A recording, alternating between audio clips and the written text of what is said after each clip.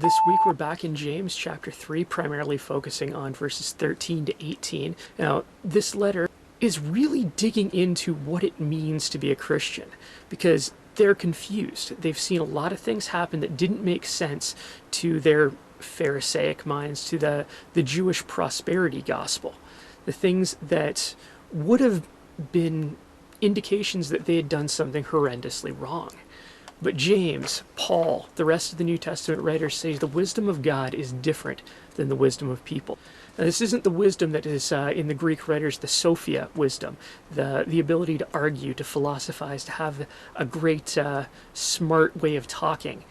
Or even the wisdom that we'd see, the ability to go out and make a lot of money, to make good choices, to look like you've got it all together.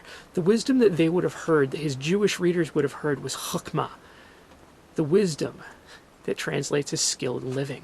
Not just skill in living your life, but the skill in applying the commandments of God, doing religion right. Now, the Christians that James was talking to were having a lot of trouble figuring out what a Christian should look like. What is more important, belief or actions? And James says you can tell belief by actions. Well, how can we tell who's wise? How can we tell who's applying these commandments? How can we tell who's having the skill in living that we should regard, that we should look up to? And James says this. He says, wisdom that comes from heaven is pure and peace-loving, considerate, submissive, full of mercy and good fruit, impartial and sincere.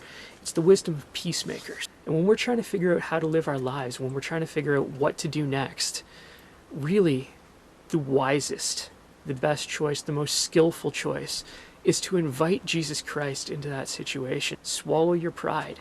Don't try and go it alone. Look to Jesus Christ. Look to the Spirit of God, to the Spirit of wisdom to guide us.